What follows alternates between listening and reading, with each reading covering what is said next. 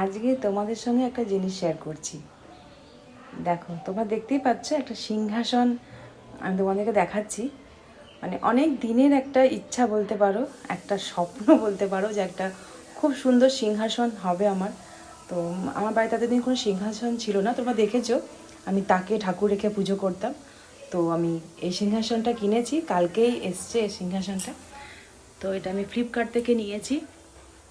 তো আজকে যেহেতু বৃহস্পতিবার, তো আজকে ভালো দিন, আজকে আশ্বিন মাসের প্রথম বৃহস্পতিবার, তো ভাবলাম আজকেই সিংহাসনটাকে সাজাই। দেখো,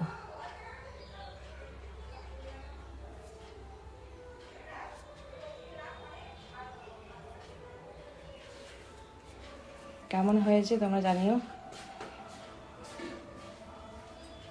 আজকে বৃহস্পতিবার পুজো হয়ে গেল, ঘট পেতে পুজো করলাম।